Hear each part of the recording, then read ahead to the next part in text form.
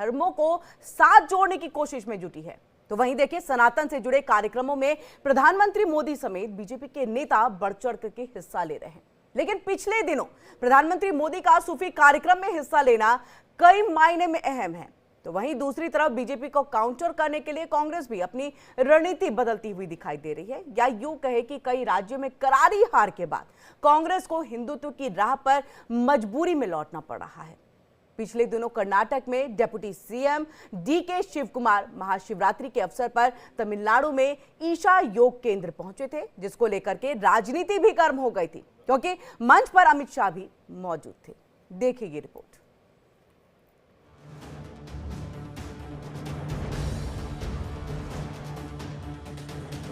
कर्नाटक में एक बार फिर हिंदुत्व को लेकर बहस छिड़ गई है।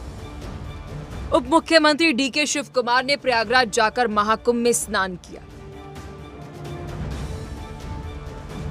इसके बाद से मंदिरों में पूजा पाठ और आरती करते नजर आए। इस दौरान उन्होंने यूपी की योगी सरकार को महाकुंभ के भव्य आयोजन के लिए बधाई भी दी। First, I would like to thank all the organizers who have conducted this very holy. It is an historic moment in one's life.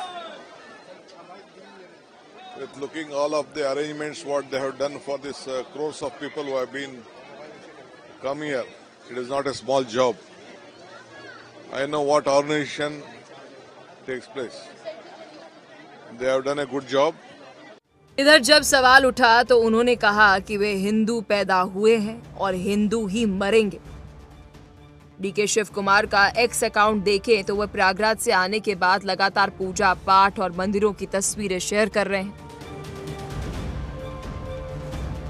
DK Shiv Kumar ने शिवरात्रि पर पत्नी संग मिलकर भगवान शिव का रुद्राभिषेक भी किया और उसकी तस्वीरें भी शेयर की। कर्नाटक के उप मुख्यमंत्री तमिलनाडु में सद्गुरु जग्गी वासुदेव के ईशा योग केंद्र भी पहुंचे और यहां भी उन्होंने पूजा करते हुए तस्वीरें पोस्ट की। कर्नाटक में उप मुख्यमंत्री डीके शिव कुमार को लेकर बवाल मचा हुआ है। कांग्रेस इस पर दो खेमों में बंट गई है। इस बीच बीजेपी ने मौके का फायदा उठाकर राजनीतिक अटकलों का बाजार गर्म कर दिया। कोयंबटूर में ईशा योग सेंटर में गृह मंत्री अमित शाह के साथ कर्नाटक के डिप्टी सीएम डीके शिव कुमार भी शामिल हुए थे। इस पर कर्नाटक के सहकारिता मंत्री के.एन. राजन्ना ने कहा कि राहुल गांधी की आलोचना करने वालों के साथ शिव कुमार मंच कैसे साझा कर सकते हैं। वहीं डीके शिव कुमार ने भी आरोपों और सवालों पर पलटवार किया। ऐसे में सवाल है कि क्या डीके शिव कुमार हिंदुत्व का प्रचार कर कांग्रेस आलाकमान को संदेश दे रहे हैं या फिर मुख्यमंत्री पद की चाहत में है, जबकि उन पर पार्टी पर पद छोड़ने का दबाव बनाया जा रहा है। कर्नाटक में राजनीतिक सरगर्मी के बीच बीजेपी ने बड़ा दावा किया। बीजेपी ने कहा कि कांग्रेस के भीतर कई नेता एकनाथ शिंदे बन सकते हैं और उप मुख्यमंत्री डीके शिव कुमार उनमें से एक हो सकते हैं।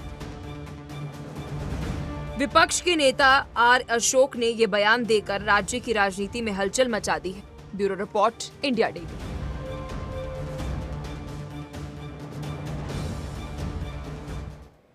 यूपी के बुलंदशहर में दलित दूल्हे और